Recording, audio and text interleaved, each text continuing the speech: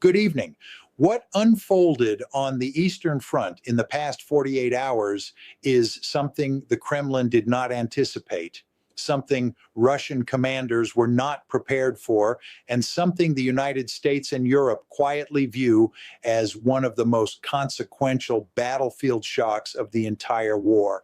Ukraine launched a sudden, coordinated, precision attack that inflicted heavy losses on Russian forces, losses significant enough that the reverberations spread quickly from the trenches to Moscow's political circles. And for the first time in months, Russian leadership found itself scrambling, confused, and publicly contradicted by its own regional commanders.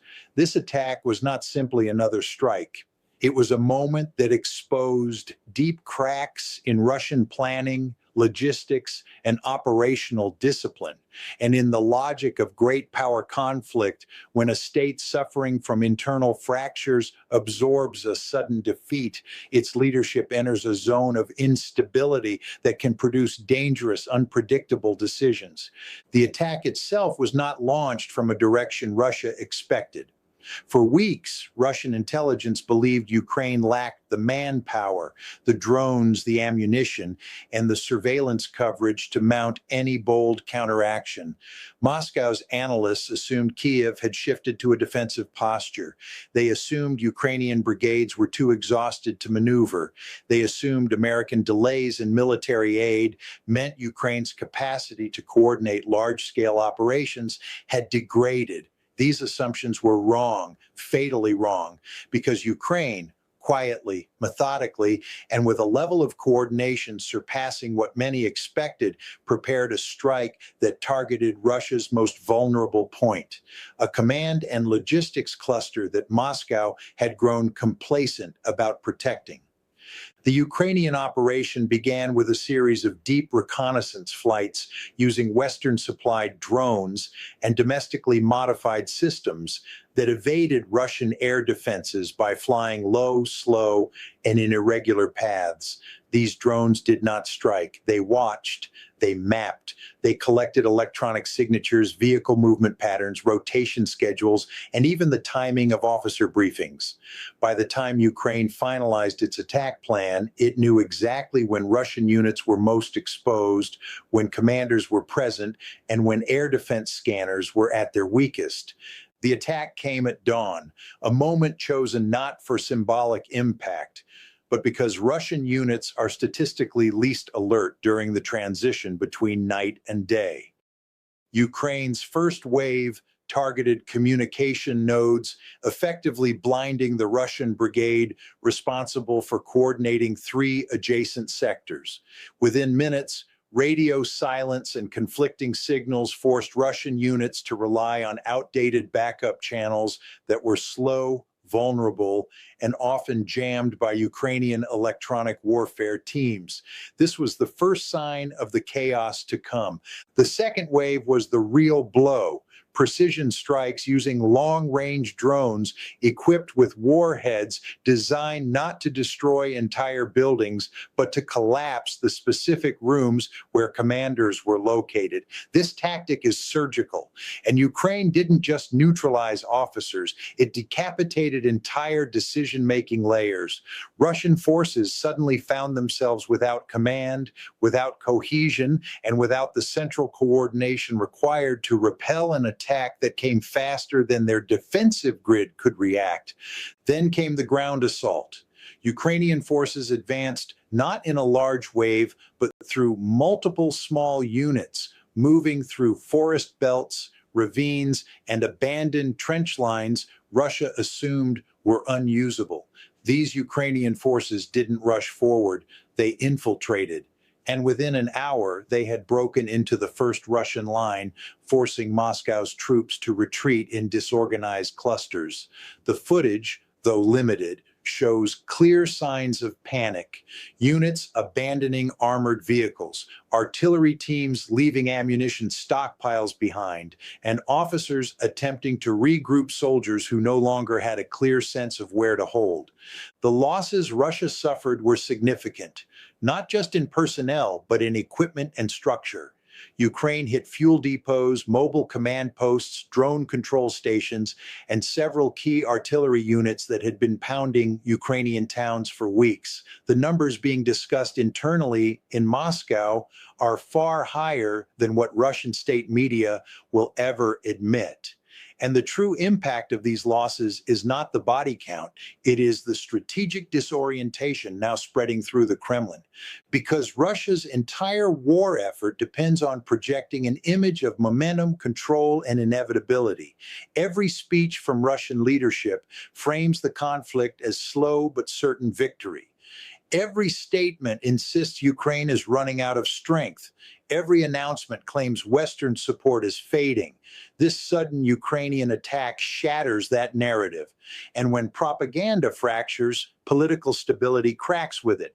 Inside Moscow, according to multiple Western intelligence services, the immediate reaction was confusion. Regional commanders gave conflicting reports. The Ministry of Defense downplayed the situation. Internal units argued over whether the loss was due to Ukrainian skill, Russian incompetence, or sabotage. None of this stayed contained. It leaked upward. And within hours, high-level Kremlin advisors were demanding briefings that frontline commanders were unable to provide. This is a pattern we only see when a state is caught off guard. From a realist standpoint, this Ukrainian strike is significant not simply because it inflicted heavy losses, but because it reveals something about Russia's military that the Kremlin desperately hoped to conceal. The Russian system is brittle. It cracks under pressure. It struggles to absorb surprises. It cannot adapt quickly when exposed to fast-moving, decentralized attacks. And that is exactly the type of warfare Ukraine has learned to excel at.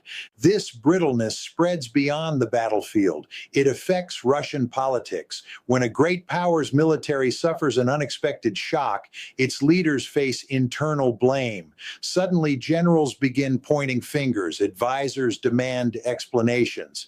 Intelligence agencies claim they warned about vulnerabilities. And the political center, Putin's inner circle, begins to feel the pressure. No great power, even an authoritarian one, is immune from internal instability when the narrative of inevitable success collapses. Now, consider how this affects the war's broader trajectory. Russia relies heavily on artillery supremacy, coordinated logistics, and predictable rotation schedules. This Ukrainian attack disrupted all three. The strike not only destroyed equipment, it forced Russia to pull reinforcements from quieter sectors. It forced Russia to burn ammunition it had been stockpiling for future offensives.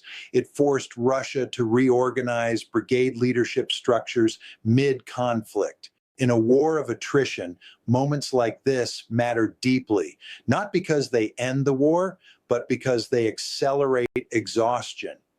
Ukraine, meanwhile, has learned to fight smart, not large. It uses limited resources to strike where Russia is weakest, not where Russia is strongest. And this approach, though slow, creates cumulative pressure.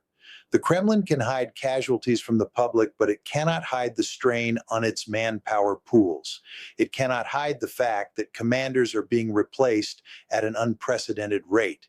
It cannot hide that its most experienced units are being worn down faster than they can be rebuilt.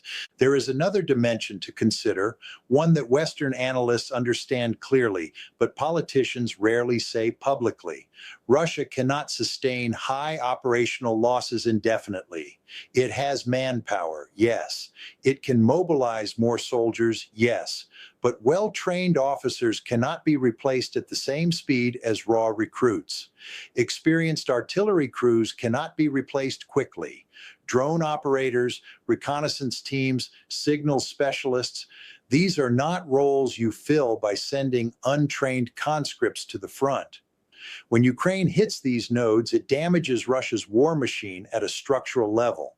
This sudden Ukrainian attack did exactly that. It didn't just hit tanks or trucks. It hit systems, command systems, communication systems, coordination systems, and the Kremlin now knows it. This is why you see signs of chaos emerging inside Russia, fractures between military factions, disagreements between the defense ministry and field commanders, panicked adjustments in troop deployments, rushed reinforcements being sent to compensate for losses. This is not the behavior of a confident power. This is the behavior of a state realizing it has vulnerabilities far deeper than it admitted. And this puts the United States in an interesting position. Washington did not expect Ukraine to pull off an operation of this scale right now. American intelligence believed Ukraine was conserving resources, preparing for a long defensive season. But the success of this strike signals something the U.S. now must consider seriously. Russia is not as stable in this war as it appears. And when a nuclear-armed great power becomes strategically unstable, the risk of escalation increases, not because it wants escalation, but because it fears defeat. The Kremlin fears nothing more than the image of losing control. And this sudden attack has created precisely that image, not fully, not publicly, but internally, where it matters most. Russia is facing a moment of strategic embarrassment. Ukraine is demonstrating adaptation under pressure. And the United States is watching a battlefield shock ripple all the way into Moscow's political structure. This war is entering a more dangerous phase, one defined not by stable fronts, but by surprise, disruption, and internal chaos. Russia suffered heavy losses. The Kremlin is in disarray, and the consequences of this moment will shape every decision that comes next.